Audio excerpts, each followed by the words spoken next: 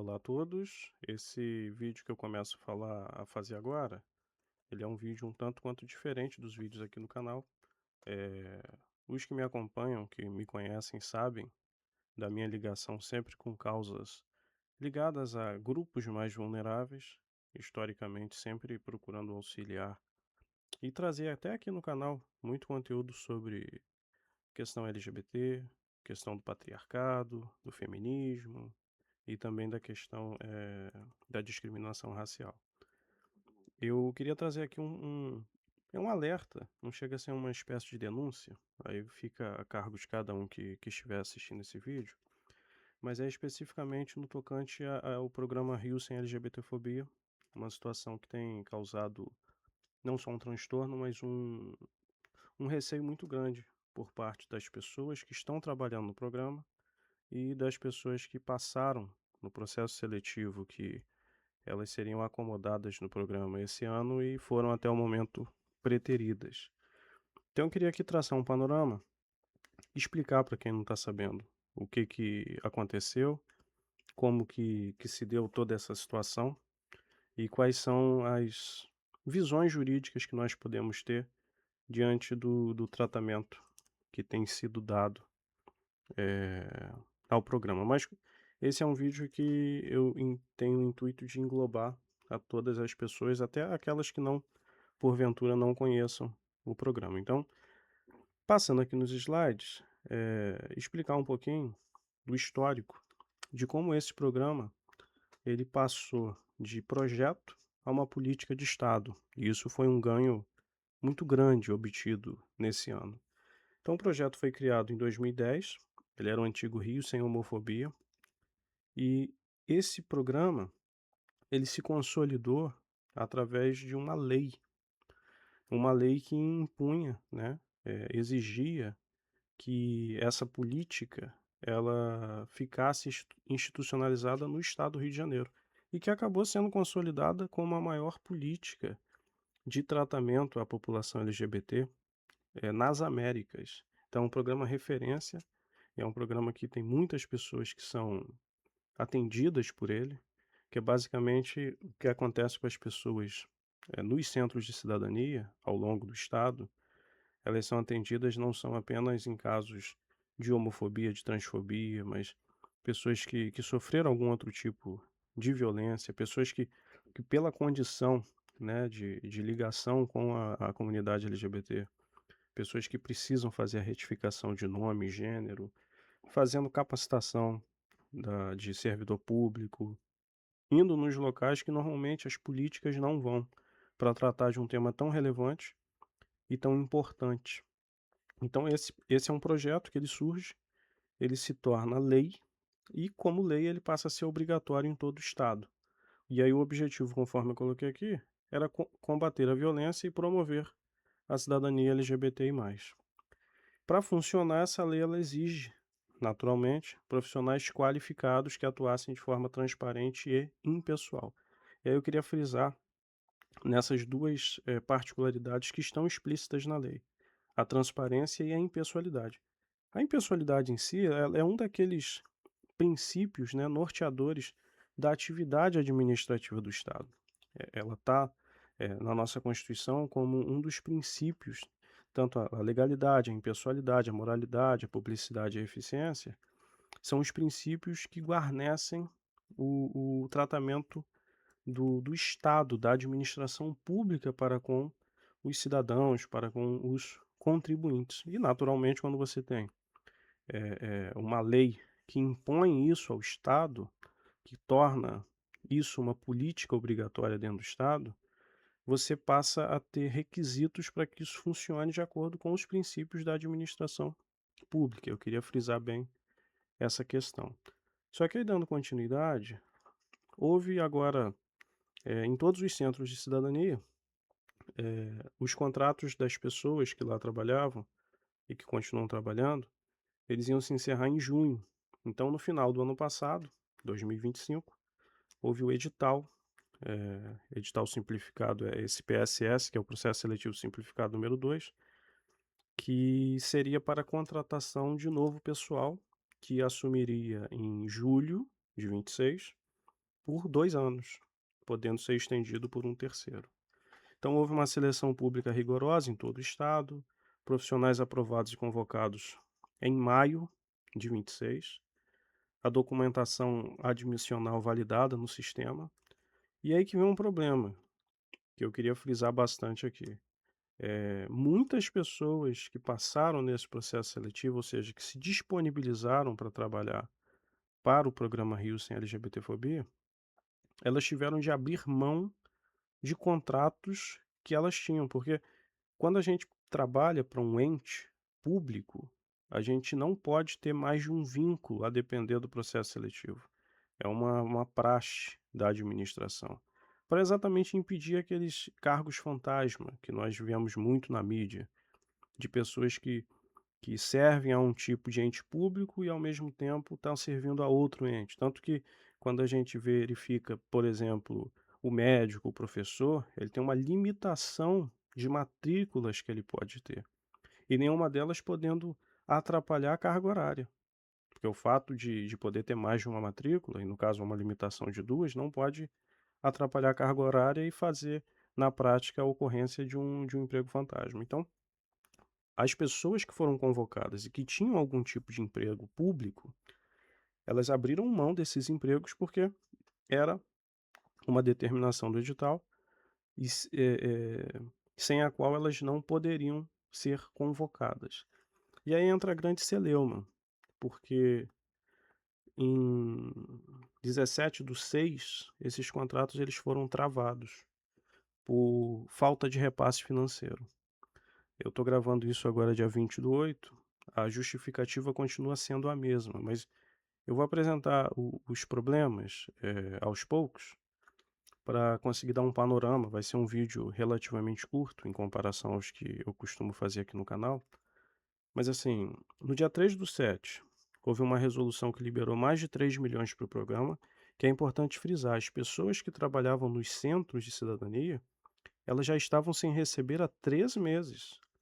Um dos meses elas receberam com redução, parece que chegou a 70 ou 80% o salário delas, elas tiveram uma redução ali de 20 a 30%. Então, eu quero frisar isso, porque o final do contrato dessas pessoas já estava sendo tratado com essa desídia pelo governo do estado do Rio de Janeiro. E aí eu preciso ser bem honesto, do que aconteceu, no começo desse ano de 2026. Nós tivemos, tem até um vídeo aqui no canal explicando toda a questão desse vácuo, eh, de no executivo, né, da liderança no executivo, que nós tivemos o afastamento do Cláudio Castro, que não tinha vice, nós tivemos a prisão do presidente da Alerj e tivemos um vácuo ali de governança que acabou caindo no presidente do TJ, que se tornou o governador. E toda aquela celeuma, que eu tenho até um vídeo que eu apresento aqui sobre, na vacância, quem que deve assumir, como que deve ser feito isso e quais que seriam as consequências.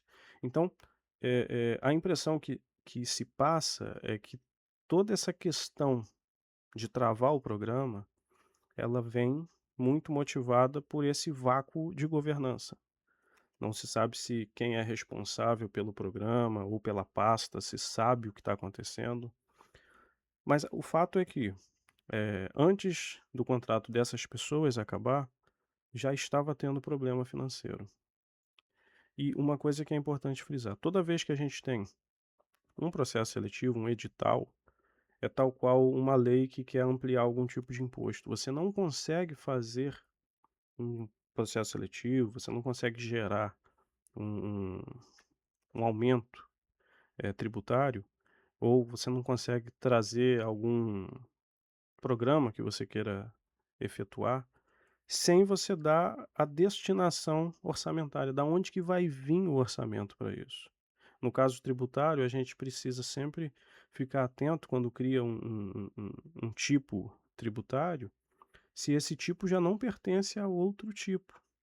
Mas nos casos quando você cria um edital, quando você cria um programa, é necessário, e essa é uma praxe administrativa, do direito administrativo, que já se tenha criado a dotação orçamentária para aquilo. Não se faz a revelia da dotação orçamentária. Então, quando o edital foi feito em 2025, já tinha naturalmente uma dotação orçamentária. O que aconteceu foi, em todo o problema, em toda a celeuma de governança do executivo, criou-se um vácuo. E aí as pessoas que trabalhavam no programa durante esse período começaram a ter seríssimos problemas para a percepção de seus salários. E são trabalhadores e trabalhadoras que merecem receber. A gente não pode tratar um programa que cuida de uma população em vulnerabilidade, a gente não pode destratar as pessoas que trabalham nesse programa, que em sua maioria são pessoas LGBT.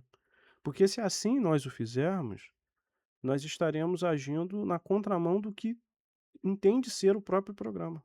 A gente não pode, no escopo de atuar com o programa, impedir direitos básicos, como a percepção dos salários das pessoas que trabalham no programa. Enfim, eh, houve essa resolução que liberou esse valor que estava atrasado para o pessoal. Então, eles receberam, pelo menos até onde eu sei, eles receberam, exceto o desconto que eles tinham, eh eh, que tinham tirado deles, mas eles receberam esses 3 meses. E aí a gente começou a ouvir em canais oficiais a ideia de se remodelar o programa, que era necessário remodelar o programa e não se tinha nenhum tipo de resposta com relação às pessoas que tinham passado no processo seletivo. Porque o que seriam dessas pessoas? Se já estava difícil pagar quem já estava trabalhando, como é que vai fazer? Vai desmantelar o programa? Porque se você quer remodelar, você não pode desmantelar, porque é um programa que é instituído por uma lei e que trata de um tema que é de direitos humanos. Esse tema não é um tema qualquer coisa, né? Então, o que que nós tivemos recentemente? O governo ele elevou, que era uma subsecretaria, ele elevou, era uma superintendência, ele elevou a subsecretaria. Então, agora há essa subsecretaria de políticas LGBTQI+, no âmbito do estado do Rio de Janeiro. E aí, por um lado, passa muito a impressão para gente que sempre lida nessa causa, de que está tudo muito bom. Só que continua o impasse com relação ao processo seletivo. E aí a gente tem, por um lado, o que é essa grande contradição. Por um lado, a gente tem o programa sendo elevado a um órgão, naturalmente, uma subsecretaria. Ela tem um manejo orçamentário muito maior, até certo ponto de mais autonomia do que uma superintendência, mas não temos até então uma definição das pessoas que trabalham no programa. Só a promessa de que vai haver alguma remodelagem, enfim. E aí, passando aqui adiante, vocês vão me perguntar, mas como é que funcionou lá os centros de atendimento? Como que as pessoas LGBT no estado do Rio, que precisam do apoio do programa, como que elas estão sendo atendidas durante esse período? Então, o que o pessoal recebeu, basicamente, eu vou tirar aqui o zoom um pouquinho, foi essa definição aqui de que os centros continuam em funcionamento, né, com equipes que exercem atribuições em caráter excepcional e transitório sem contrato. Ou seja, as pessoas que lá já estavam, elas continuam sem contrato. E não foi feito o chamamento das pessoas que passaram no processo seletivo. Tanto que nós temos, em alguns casos, pessoas que estavam trabalhando nos centros, que quando concorreram ao processo seletivo, elas não ficaram em primeiro lugar. As pessoas que ficaram em primeiro lugar não foram chamadas, e as que ficaram eventualmente em segundo ou em terceiro, que eram aquelas que já estavam, continuam trabalhando. A revelia daquelas que passaram. Então, assim, o que é informado é que, pela questão da natureza do trabalho, houve essa excepcionalidade de deixar essas pessoas contratadas sem contrato, o que é um absurdo no âmbito de uma política pública tão fundamental e tão elogiada, a maior política pública de tratar pessoas LGBT nas Américas. E agora nós temos pessoas que antigamente já estavam com seus pagamentos em atraso. Agora elas não têm contrato. Então qual que é a garantia que essas pessoas têm de chegar ao final do mês trabalhado e de receberem o dinheiro? Nós temos aí problemas seríssimos no âmbito da administração pública. E aqui o que eu trago como a pergunta de ouro é como que o Estado remunera quem não tem contrato? Como que essa pessoa tem a garantia de receber?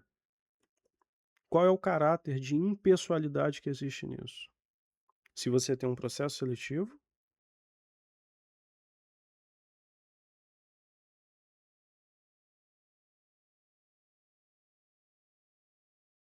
toda a questão de diploma, de certificados, de trabalho na área, que contou com uma posterior fase de entrevistas, na qual a capacidade de cada um dos candidatos foi colocado em xeque por uma dupla de especialistas, que era, no caso, vinculada à própria UERJ, e que avaliou os candidatos.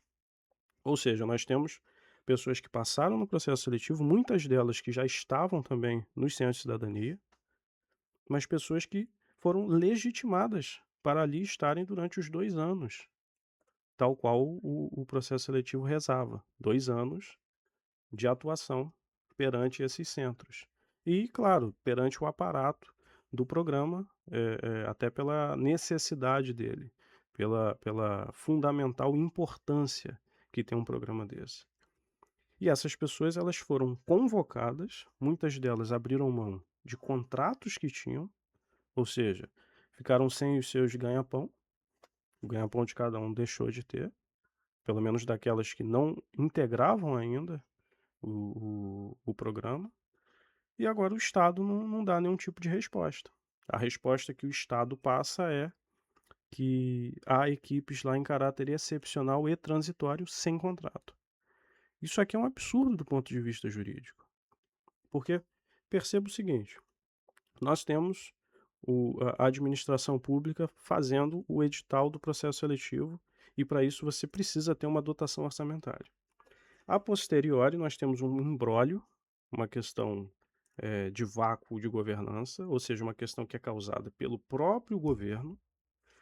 E aí o governo agora ele alega uma excepcionalidade. Mas você não pode, dentro do direito, é um brocado jurídico que é o venire contra facto próprio, que é como você ir contra um fato que você mesmo causou, você não pode alegar a excepcionalidade daquilo que você causou. Seria diferente se, por exemplo, tivesse ocorrido uma calamidade pública, uma pandemia, algo que de fato congelasse as contas e fizesse com que o governo precisasse repensar a sua capacidade orçamentária para o ano de 2026. Essa seria uma situação, mas não é a situação que se apresenta. O próprio governo ele é o responsável pela natureza excepcional que se formou. Então ele não pode alegar isso como fundamentação para que essas pessoas continuem trabalhando sem contrato. Isso é indigno. Lá, lá a gente tem advogados, psicólogos, assistentes sociais. Nós temos pessoas que até, como eu falei aqui, a maior parte das pessoas que trabalham no programa, elas são LGBT. E muitas pessoas têm dificuldade para encontrar no mercado de trabalho abertura. Não é a mesma coisa para uma pessoa cis e para uma pessoa trans. Quando você impede a participação, quando você pega uma pessoa trans e fala assim para ela: olha, abre mão do teu emprego, que você foi convocada para o processo seletivo. E essa pessoa faz isso, e depois você não contrata essa pessoa, está tudo certo, vo você gera uma situação extremamente indigna e muito cruel para uma pessoa que já é vulnerabilizada historicamente.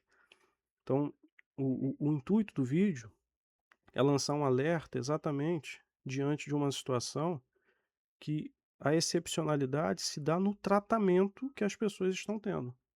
A excepcionalidade não se dá por conta da argumentação jurídica, porque é uma argumentação jurídica totalmente falha. Você tinha uma estrutura que era de superintendência que foi levada à subsecretaria. Então, dotação orçamentária já tinha e agora tem mais ainda. Não há motivo para não se convocar, para não se contratar as pessoas, porque convocadas elas já foram. E o tempo está passando. E a alegação do que se fala é que provavelmente tudo vai cair por terra, porque existe a necessidade de se fazer uma auditoria, de se verificar, porque outros programas têm tido vazamento de dinheiro.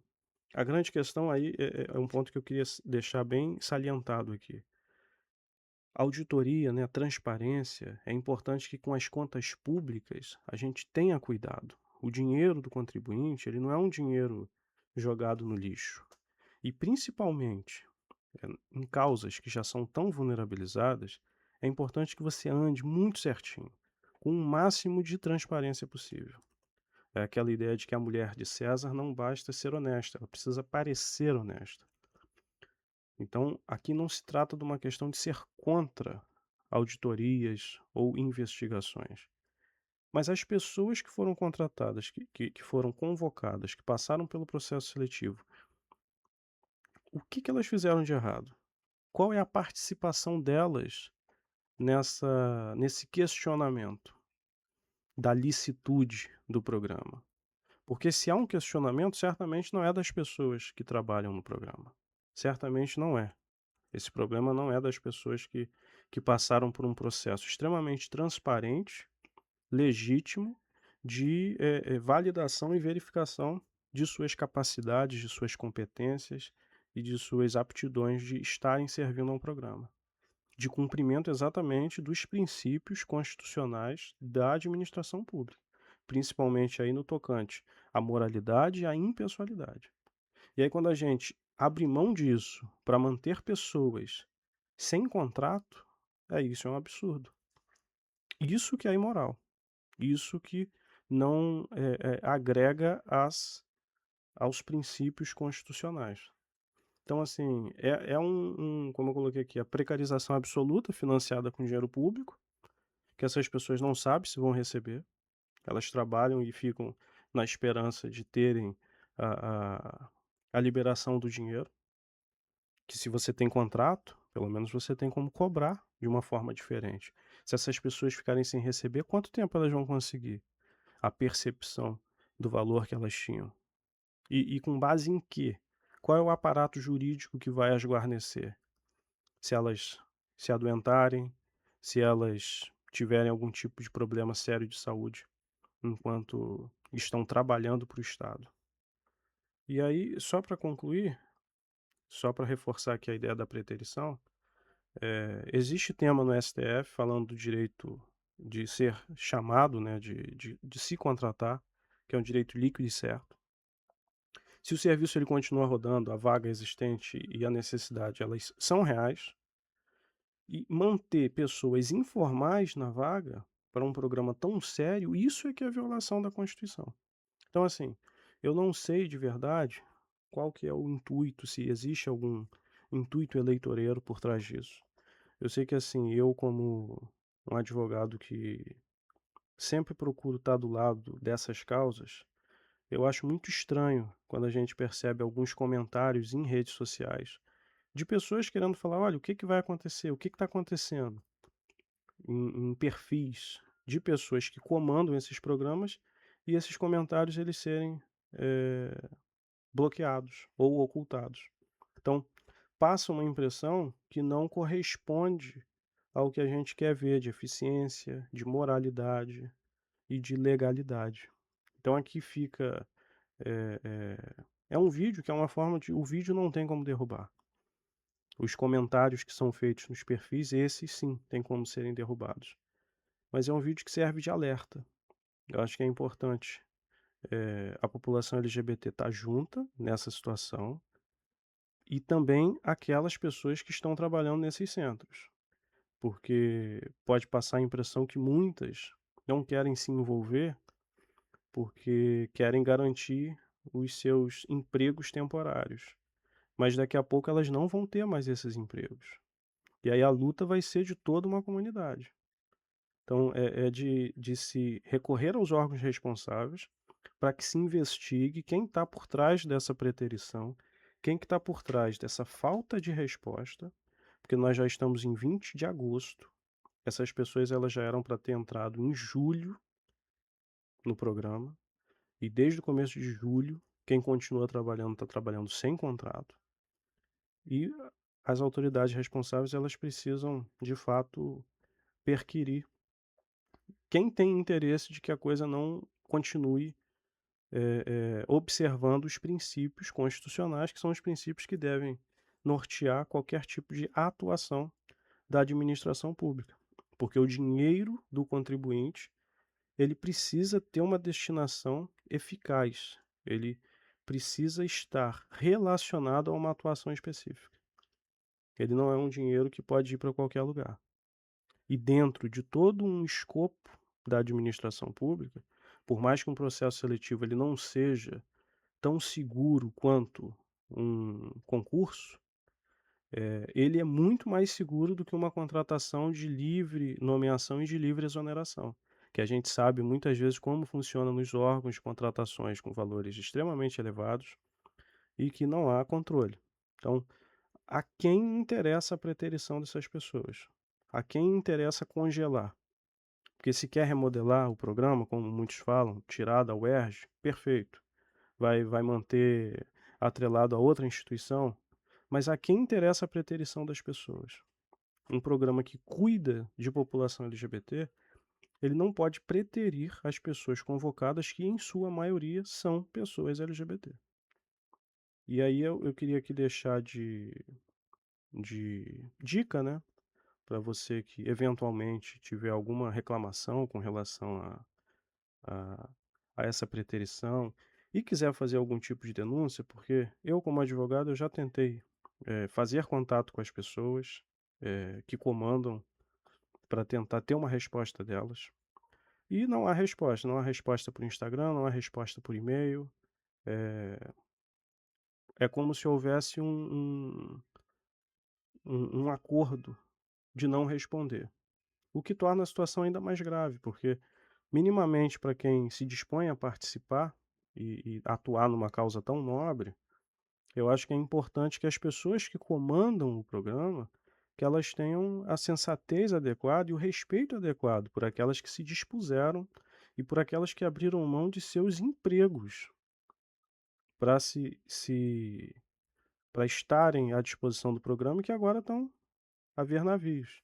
E aí, assim, quando a gente não tem resposta de nenhum dos lados, a gente precisa recorrer às autoridades, para que as autoridades, que elas sim têm o poder de fazer isso, para que elas investiguem se sentirem que tem alguma coisa errada nessa situação. Então eu queria deixar aqui de dica para vocês um canal que pode ser recorrido é o Ministério Público. Então se você digita aí MPRJ, denúncia, você vai no formulário. É uma coisa muito simples de se fazer. Isso pode ser feito.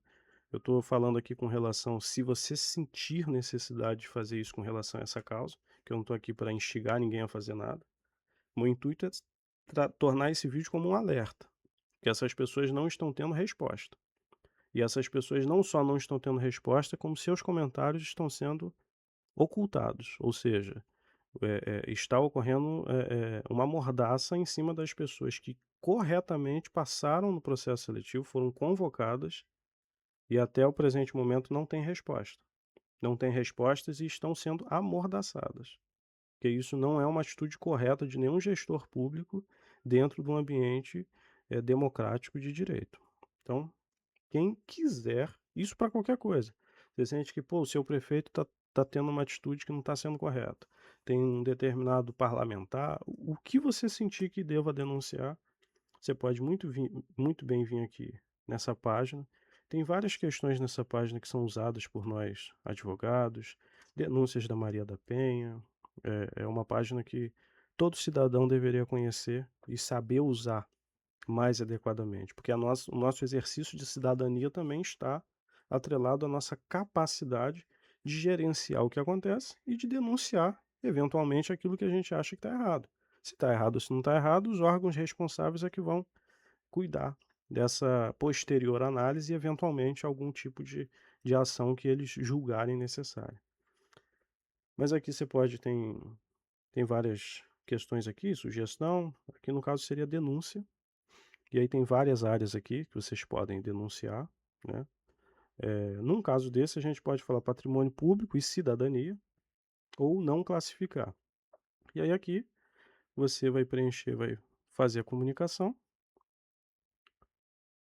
e você pode optar por se identificar, vai colocar CPF, nome, tudo, identificar, mas manter a identidade em sigilo. Nesse caso, o que você vai precisar fazer é explicar o porquê que quer manter a identidade em sigilo, ou permanecer anônimo. Anonimamente, você não consegue fazer de uma forma tão boa o acompanhamento da sua denúncia.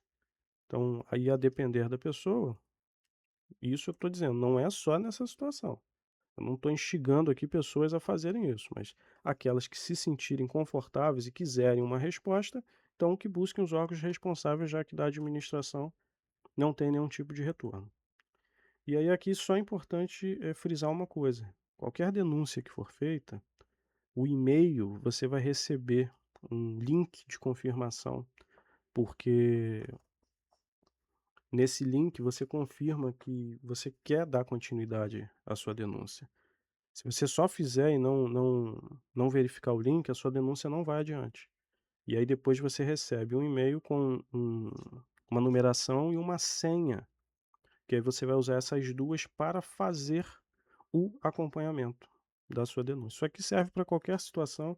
Vocês verificaram ali que na denúncia, né, existem vários tipos de áreas que podem ser denunciadas. E o Ministério Público, que é fiscal da ordem jurídica, quando eu estudei, quando eu me formei, ele era chamado apenas de custos legis, né, o fiscal da lei. Agora ele é o custos iuris, ele ganhou um condão ainda maior. Ele é o órgão que nos auxilia e que nos representa em quaisquer dessas situações que nós eventualmente sentirmos que tem algum tipo de irregularidade. Então fica aí, fica um vídeo mais como um alerta ou uma denúncia para quem julgar necessário que seja usado dessa forma, que eu acho importante de se frisar. E assim, é, é uma coisa de se entender que qualquer defesa que a gente faça a um grupo vulnerável, por mais que você não seja atingido por essa vulnerabilidade no momento, não, não hesite em participar dessa defesa.